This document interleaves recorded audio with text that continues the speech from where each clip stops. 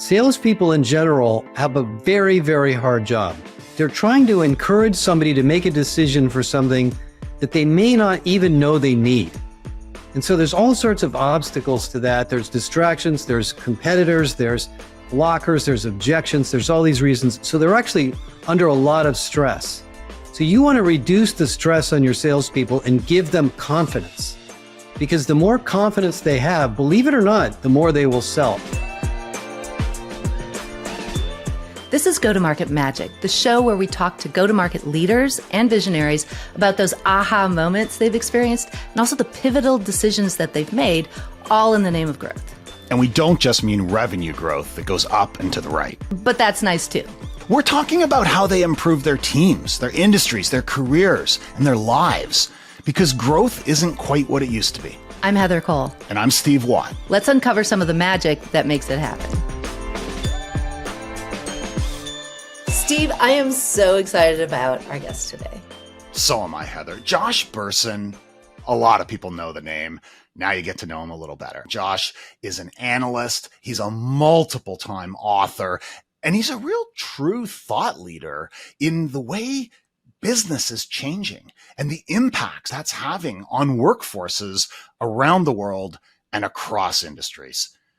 His latest book, Irresistible, digs into 7 big changes and 7 secrets that top firms are leveraging to really thrive in today's world. And he's going to share some of those aha insights with us today. I'm really excited to get into it, so let's go. Today we have Josh Bersin with us. Welcome to Go-to-Market Magic, Josh. Thank you, Heather. I'm looking forward to talking about go-to-market for a change. It's really interesting because sales has long been the environment that traditionally is based on individual achievement and a defined hierarchy and those clearly defined job roles with specific rules about what you do and when you do it and how you do it. And then worst of all, we promote sales reps that are good at their job to be managers that really don't know how to coach and don't know much about kind of this team selling environment. So your latest book, Irresistible, talks about those 7 pillars. And when I think about revenue organizations and sales organizations, it kind of flies in the face in what you're talking about in a lot of these traditional organizations. And is this something that's really possible in this environment? Yes, and I'll speak from my own experience. I've been in sales. I've managed sales teams. I have relatives that work in sales. And maybe to simplify a complicated issue, there's 2 ideas of sales. One is the salespeople are hired guns. They're replaceable parts. We're going to bring them in. We're going to turn them on. We're going to push them. We're going to train them. We're going to set them out in front of customers. They're going to follow the process.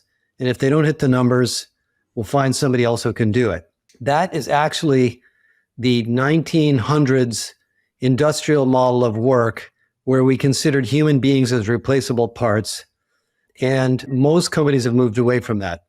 Now, of course, every company is selling different things, and so they have different sales process. But the second model of sales is we're going to really understand our sales process by looking at the customer needs and looking at the solution and how it fits and how we're going to best position it and how quickly we're going to be able to get to a pain point that we can sell it. We're going to explain to the salespeople what that process is. We're going to teach them how to get to know the customers and understand the selling environment, which means the competitors and the alternatives to our product. And then we're going to trust them to come back to us and talk to us about what they're experiencing so they can get better and better at their jobs. And we're going to respect them as learning people who will probably come back and teach us things about the market that we didn't know. Because I'll tell you, every company I've ever worked for, and I'm, in my late 60s, what we thought was going to happen when we launched some new product actually wasn't exactly what happened. It was close, but we learned something else. And the salespeople always seem to know why somebody's not buying something. It isn't necessarily the salesperson's fault when the product's mispositioned or the price is too high. And so we need to teach them how to become better and better at their jobs. And I think some of the research I've done in the human capital area in various companies has shown that the secret is not to push salespeople or to give them more and more money and more incentives. It's to constantly understand the environment to move up the value curve as an organization over and over and over again as more competitors enter the market, as the customer needs change, as the product sets change, and so forth. So one of the reasons that the first model exists is there's another problem that a lot of companies have, and we just went through this, is there's a belief system in a lot of companies that in order to generate more revenue, we need to hire more salespeople. So let's double the size of the sales force and we'll double the revenue. Maybe not. Depends how you organize it. Depends on where they go after the market. Depends on how well they're trained. Depends on how well the rest of the company can support them with operations and marketing and other tools. And so what happens is a lot of companies in the last year overhired, the economy slowed down, the budgets got tight, and all of a sudden they said, well, what are we doing with all these people? How'd you guys all get here? You're not hitting your numbers. I've always felt that great salespeople are always good at fulfilling demand in a company that knows what the demand is and knows how to fulfill it. If the salespeople are underperforming, it's usually not their fault. It's usually something bigger than that. So I think irresistible applies completely. One more point, I'll just make one more comment on this, Heather. We work with generally human capital and HR organizations around the world. And, many of the software companies that sell tools to HR are our clients. So we know a lot of heads of sales of software companies. And some of the biggest private equity firms that buy software companies that are underperforming, like Vista Equity and others, have told me when they buy an underperforming software company, the first thing they do is they quadruple the amount of money on sales training because there was never enough. Because the salespeople don't have enough information about the market, the knowledge, the competition, the selling process, the environment, and so forth.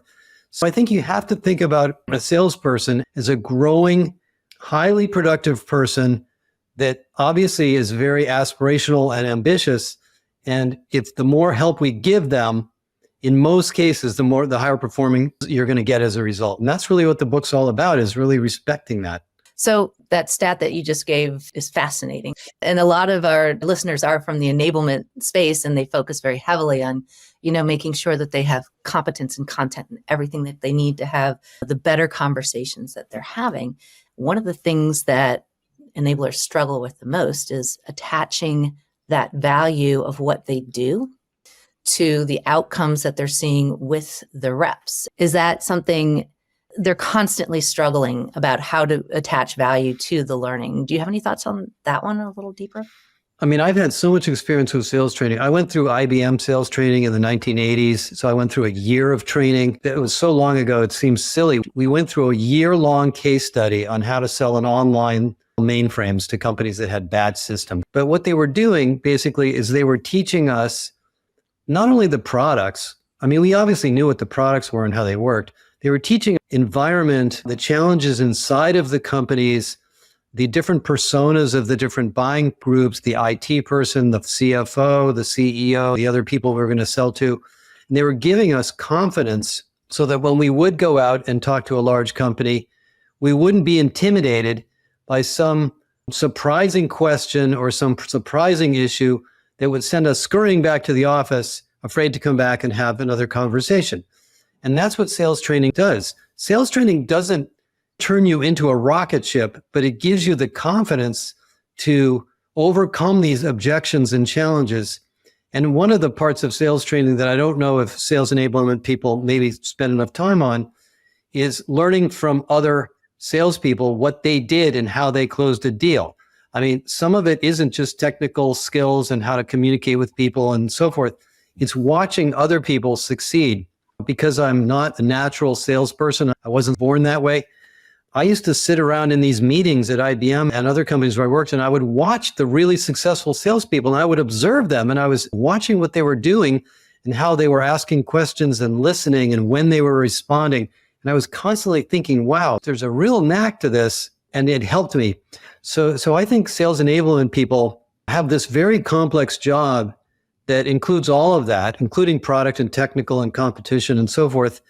And I think one way to justify the expense, if somebody's challenging you, is to probably look at the highest performing salespeople you have and interview them and get to know what it is they do and how they do it. And you'll realize they're very knowledgeable about many, many things that they've learned perhaps at your company or perhaps elsewhere.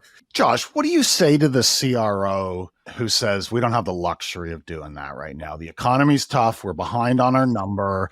I need my guys on the phone. I need them in meetings. I need them prospecting. It'd be wonderful for them to do all this learning, but we don't have the luxury of that. Well, it depends on what you're selling. If you're selling nuts and bolts, okay, just tell them to get on the phone and tell everybody how much they cost. But if you're selling a high value product that requires some conversations and value creation, you're making a big mistake by not training people, because the amount of activity won't necessarily correlate to the amount of results. Because if you do measure activity only, you will find some people are generating lots of results with lots of activity, and some people are generating low results with more activity because they're not saying the right thing or reaching out to the right people or having the right conversations.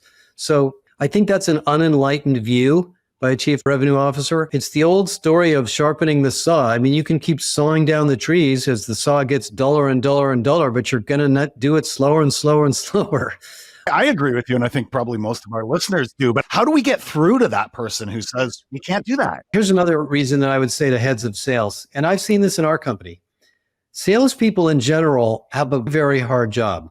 They're trying to encourage somebody to make a decision for something that they may not even know they need. And so there's all sorts of obstacles to that. There's distractions, there's competitors, there's blockers, there's objections, there's all these reasons. So they're actually under a lot of stress.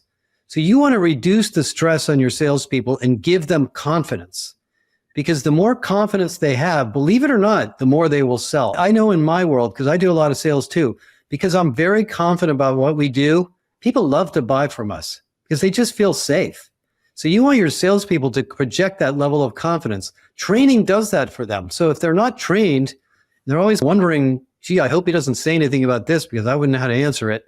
Yeah, it's interesting. We keep repeating that mantra in enablement, which is there's the competence, the skills, the knowledge, and the process expertise that they have to know, but they have to have both the confidence and the context of the situation to be able to be effective. I'm going to switch gears here a little bit. How can we do a podcast without talking about AI, of course? You recently had your Irresistible conference, and the theme, there was an AI component around organizational ingenuity and how do you apply AI in an irresistible organization. And that is such an interesting concept to me. Can you tell us a little bit more about organizational ingenuity and what it means? I mean, one of the most tricky and important issues in business and in any team of people, particularly in sales, is the roles, the organizational structure, the amount of distractions and bureaucracy that's getting in people's way to get their job done, and people's ability to learn and communicate with each other to get their work done.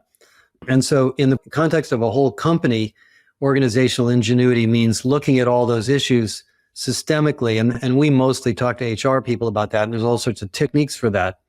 But in sales, I think you have that problem basically in virtually every company. If I'm a salesperson or a sales leader and I'm finding people are calling on accounts that they don't feel qualified to deal with because they're too complicated, or maybe they're moving too slow, and they might need somebody to help them, or they might want to get some tips from another salesperson, and they're being asked to go to quarterly business reviews and do inspection reports with their manager, and they get asked a bunch of questions and they're getting defensive. You've got an organizational problem. That isn't a sales capability problem. That's an organizational problem. And I think what a great sales leader should do is look at the accounts or the territory that you're dealing with and the product you have and say, how can we best organize our team to sell the most stuff or the most revenue to this plot of land that we're given access to go after? Maybe we have people teaming up. Maybe we have 2 or 3 people working on the large accounts together and they share leads and information with each other. Or maybe not. Maybe we have a bunch of independent operators going after accounts one at a time, and then they reach a certain stage, we bring other people to help them. I don't know the answer because every company is a little bit different, but those are organizational issues that sometimes managers haven't just thought about enough. And I know in the sales organizations I've been in, the most successful sales leaders, and every now and then I've run into some that are amazing, they know how to organize things So people have the right accounts, they have the right teams set up. The sales support organization or the tech support organization is set up in the right way to help them. They have the right demos, they have the right support for the demos. Those are all part of enablement. Enablement isn't just training. Enablement is really creating an organization structure that works for the company. I mean, when I was at IBM, I was there for 10 years. The first 2 or 3 years, we were organized by product. Then we were organized by geography. Then we were organized by industry. Then we were organized by solution area. Then Lou Gerstner came in and we got organized by services. So in the 10 years I was there were 5 massive reorganizations of the sales organization. And I used to go to my boss and I'd say, well, why do we keep doing this? He said, because we got to go where the market is going and we don't want to sit still. And what IBM was doing, and at that point in time, IBM was a very successful sales organization. Most of you probably weren't around then, but nobody could stop them back in that era of IT.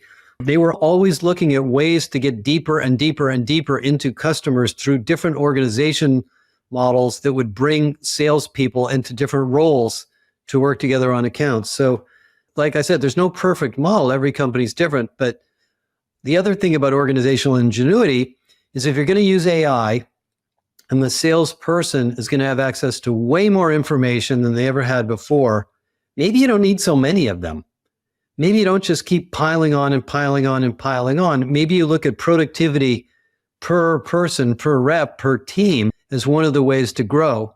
And the AI can help you do that. AI is really good at learning about a market, learning about a customer, learning about a competitor very quickly without having to wait for a training person to teach you something. So in a sense, well-equipped HR or salespeople are going to be super salespeople because they're going to access way more information about their clients now than they ever could before. And they can get it almost on demand without having to wait for somebody to get it for them.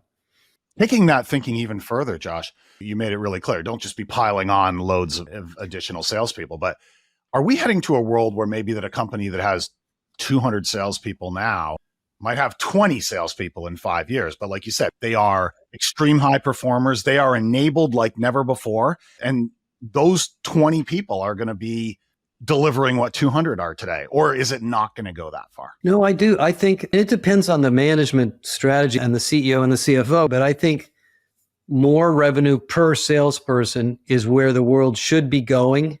If you're a good, well-run company and you're using technology and you're moving up the value chain in your customer base, I mean, if you're selling a commodity product, it may or may not happen quite so quickly, but that's certainly what we're seeing. And that begs the question of, do you have the right salespeople? Because if the price is going up or the value proposition is going up and you're not necessarily in a transactional sale, which some companies are, you might need people that are more solution oriented in their thinking and that are more interested in that kind of a sales job. I don't know if auto salesmen will ever change. I'll bet the revenue per sale in an auto dealership has gone way up because they have more marketing and they have more intelligence about who's coming in the door and what they're going to need. And to me, sales is all about solving the customer's problem as quickly as you possibly can and positioning your product as one of the critical parts of the solution. So there's a lot of listening and attention to understanding, to me, in a great sales environment. So you've sold in the past. You've seen how it's changed. You have, I think, a child in sales now. You know, when you think about the advice that you would give him, if we're talking about fewer, better sellers, and Forrester years ago said, oh, B2B selling is going to be reduced to nothing by 2021. And it didn't come to pass. But a lot of things have changed, including we know what we can do differently with COVID. It accelerated a lot of that digital transformation. And if I'm somebody who is selling now or thinking about getting into selling, what is it that I should be doing? What is it that I should be thinking about? What is it that I should be changing to be able to do that work better? Or put another way, if there's only going to be 20 instead of 200, how do I make sure I'm one of the 20? The way I see the world, and my world is mostly larger companies, but the world to the customer is very confusing.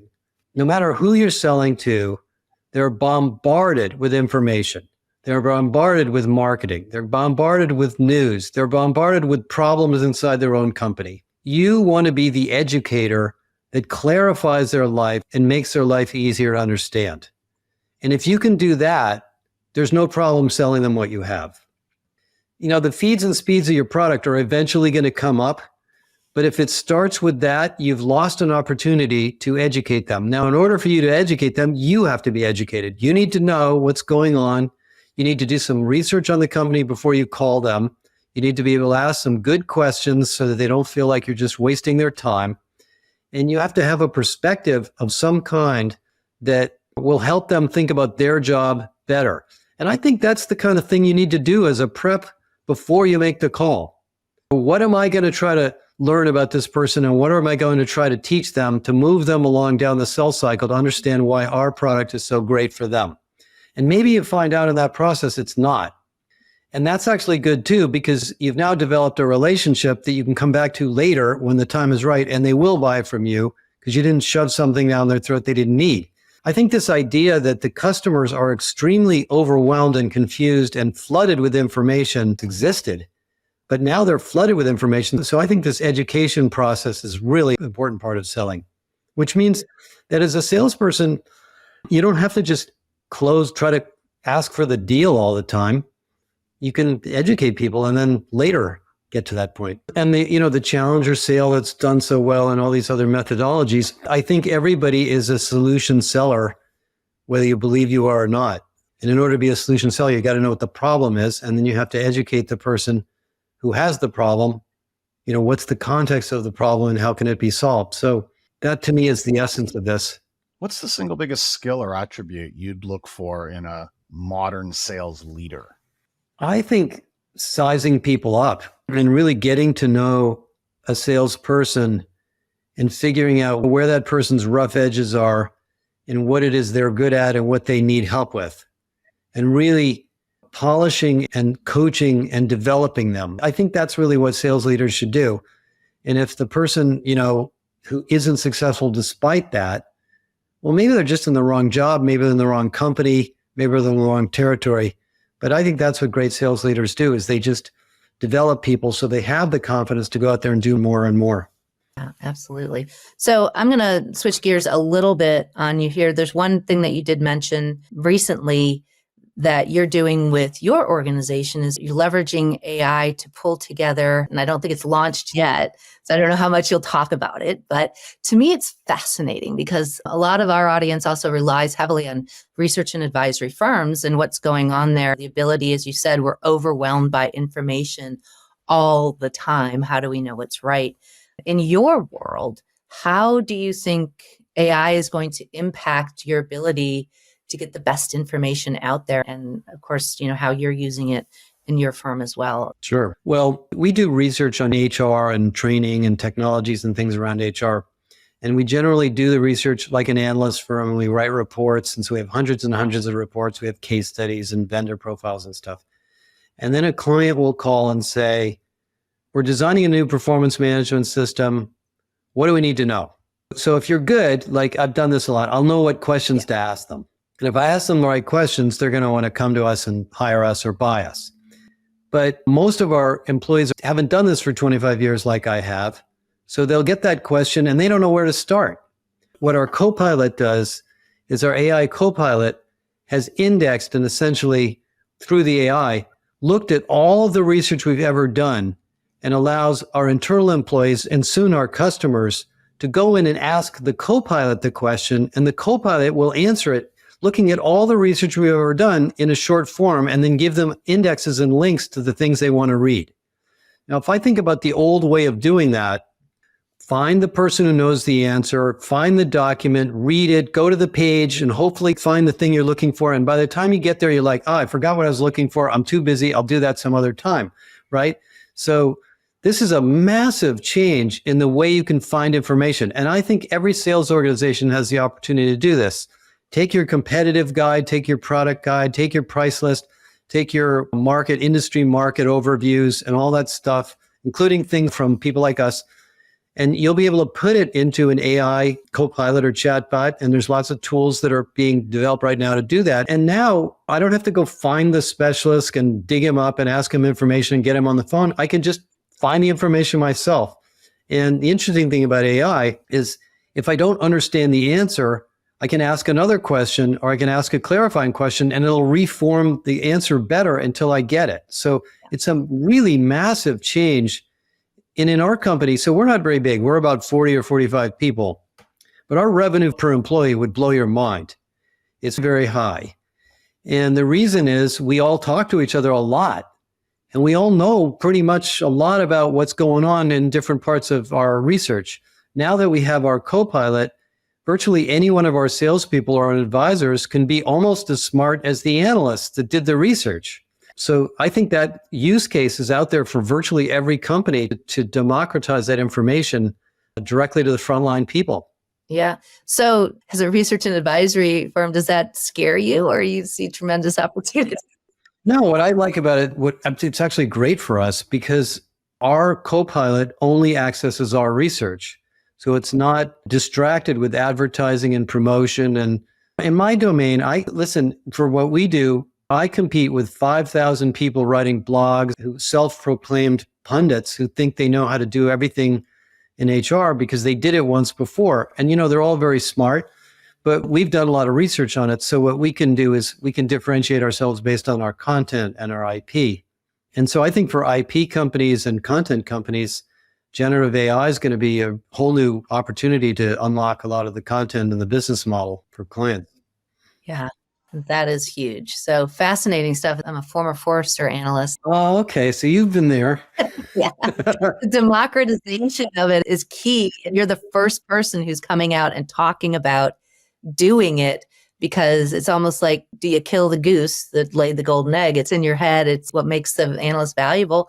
And how do you get it out there and not cannibalize a business? And so, I would much rather have a client have learned a lot and then call me than ask me the basics over and over and over again. I'm not using my time well. So I want the clients to be as smart as possible and then call us. By the way, we don't give away this stuff for free anyway, so they have to buy it to get it. yes. And I think there's a lot of lessons there that correlate over to the sales organization is you want them to be as smart as they can be before they have to ask somebody a question. It's also the market itself is what you're describing is you're by learning versus by knowing. It's not that transactional sale that you're going after. We're going to switch gears and ask you some of those lightning round questions that we like to do. All right. So first question, real quick. Looking back, you talked a lot about IBM and you've talked about other folks, that you've worked for in the past. What role really shaped you in a way that you didn't expect? So I worked in sales support. I worked in sales. I worked in management. I worked in business development, which is another form of sales. The job that changed my career personally was when I was a product manager, because for the 10 or 15 years that I was in sales jobs, I was actually always more interested in the product than the sales process. So all of a sudden, when I became a product manager, I had to learn about marketing. I had to learn about competitive positioning. I had to learn about engineering. I had to learn about sales training because we have to launch things and figure out how to position them. So that job really helped me become a general manager and an entrepreneur. So, anybody that wants to become sort of a general product manager, leader should work as a product manager at some point. I think that role is a very pivotal role in companies and it brings a lot of things together. So along those lines too, what manager or mentor from your past had the biggest impact on your career and where you are today? By far the person that had the most impact, and he's discussed in the book, is a guy by the name of Bob Fairbanks, who was my boss at IBM. He was my boss for like 8 or 9 years. He was a old school sales executive, never took his coat off, never took his tie off, loved talking to the customers, loved taking care of us, managed the team, made sure that our quota was reasonable. He always fought with the management to get our quota reduced, but he was really a coach. I joined IBM a couple of years out of graduate school, so I was pretty young. He knew we didn't know what we were doing. He coached us along. He threw us into the deep end of the pool and made sure we talked to customers that were way over our head. And he actually would tell the customers, he would prepare them that were coming in and say, look, I want you to help this young guy get to know your business because, he's not going to try to sell you anything, but at least he's learning. So he did all sorts of things for us that I remembered later in life that came back over and over again. He was just a really good manager and a really good coach. He also took a risk for us when we had a client, a customer problem, some of the products we sold hadn't worked correctly, he did the right thing. He always did the right thing, including fighting internally to get the rest of IBM to fix the problems that we couldn't fix in the sales organization. He took care of all of that. So honorable guy, and always respected him and learned a lot from him. Yeah, and that so aligns with what you talk about today and those kind of 7 pillars and the role of what a leader should be too. That's great. So one last one, and it's fun. Lunch with any business leader, alive or dead. Who would you choose? It's not Elon Musk, by the way. I think I know enough about him. I'd kind of like to get to know Jamie Dimon. I respect these guys that have been at the senior levels of very large companies for a long time, and they've been through many transformations and changes. And I'd love to sort of hear their perspective on how they've managed it. He's been leading that company for a long time. They're 50% larger than their second largest bank now. And he's very involved in the regulatory environment, the internal operations, the customer environment, the financial markets, everything. I would love to get a chance to have lunch with him. Yeah, it's interesting. He says things that are unexpected and often come true. Yeah, and he's also very pragmatic. He didn't believe in crypto, and sure enough, look at what happened. So he's got a lot of good judgment, and I'm sure we could all learn a lot from people like that. Josh, thank you so much for joining us today on Go to Market Magic. We really appreciate you being here. Thank you, Heather. So that was a great conversation, Steve. What were your main takeaways out of it? I think the first thing that jumped out at me, Heather, was when Josh said that when PE firms are taking ownership of struggling software companies, one of the first things they're doing is significantly increasing the investment in sales training. I think he said a 4x increase. That's massive, right? Yes. That is not business as usual. That is a surgical strike on part of that organization. And obviously coming from a place of a lot of confidence that this is going to make a big difference. Yeah. And these are companies that do this over and over, and they see what works, and they understand that sales enablement, that learning is one of the biggest pieces that they can deliver impact through to make sales go up. And we've known that for a while, but it's interesting that the people that are looking at companies that are troubled are saying, this is how you're going to help solve your problem, which is very different than it has been in the past. And I can only imagine prior to the PE firms taking over, that there could have been this downward cycle going on in these software companies where it's like, we can't invest in training. We don't have the headcount. We don't have the time. We don't have the luxury. We don't have the money. We just sell more, crack the whip, run harder, keep doing what you're doing, but do more of it. And it's not working. Yes. And then when the PE firm comes in with this, as you said, this view across multiple portfolio companies, they don't come in and crack the whip again. They come in and say, no, we're going to make a change here. We're not going to be cutting this training. We're going to significantly increase that. I think that is a really important takeaway. And I think you can't just deliver the same old, like just tell them what they need to know, drown them in e-learning, put them in a week-long training class. It has to follow that cadence of what he discussed as understanding what your best reps, your best sellers are doing and how they're doing it differently. And I remember when I was in selling and he kind of described this too, he said, he looked at what the best people are doing. My challenge always was, I'm not sure I can do what she is doing, watching somebody very good at delivering a message or saying it in a certain way. But when you have the opportunity to watch a variety, as we do today with the technology available, of people saying things in different ways and delivering messages and having conversations in different ways, you can recognize yourself in a person that's doing it well and saying, that I can do. Not sure I can do it the way they did it, but this one, that sounds like me, and that could come out of my mouth, and I can do it in that way.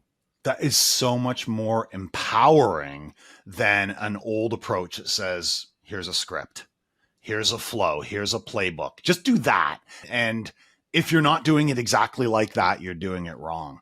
That is not empowering for the seller, but it's also not creating a good experience for the buyer. I'm so with you there, Heather, to be able to say, look, here's 5 different models of excellence. Here's 5 different sellers who are getting to the goal in 5 very different ways. and to be able to consume their videos and recordings and walk in their shoes a little bit. And as you said, identify your path and say, it's not that. I could never be that. I don't want to be that, but I could be that, or I could be some combination of this and that. I think that is just such a more empowering and ultimately more effective approach. And as you said, technology makes that extremely accessible today. It would have been quite impractical in the past. Yeah. And that's one of the things that builds what he was talking about was this competence. And he said that back in the day, IBM and Xerox and ADP and all those big companies used to wait a year before you were really considered ready to go. You were selling, but you weren't there. You were still in training. And a lot of that was developing the confidence to be able to have those conversations and understanding the context and making sure that you had the credibility when you opened your mouth in front of a customer to be there. And part of that is that knowledge sourcing. And it took a year to really learn it all and to understand it and to be exposed to it all.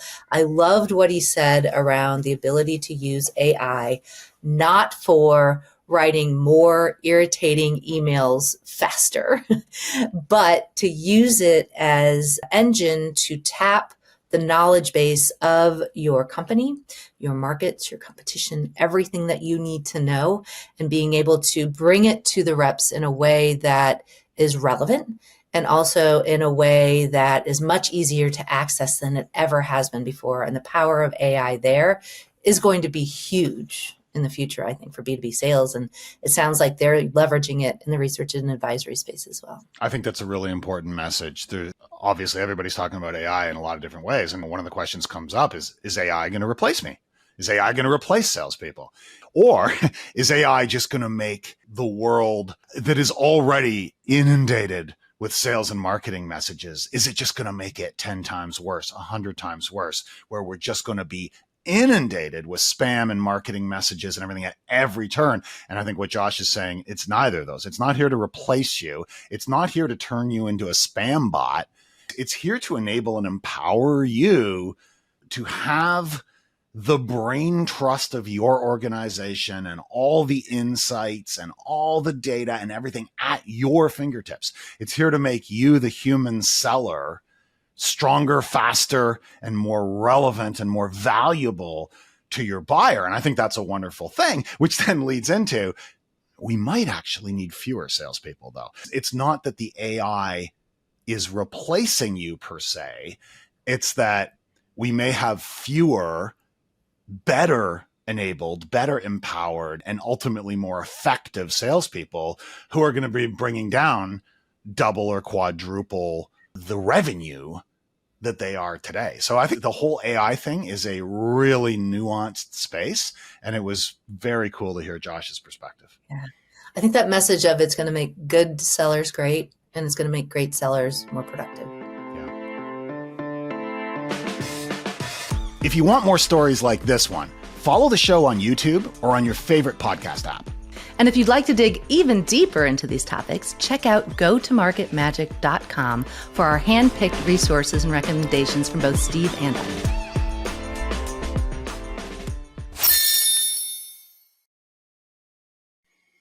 Want more conversations like these, but live and in person? Join us at Shift. Shift is the annual conference for go-to-market leaders in San Diego. This year, it's October 23rd to the 26th, and it's going to be fantastic. Go to seismic.com/shift for registration and more information.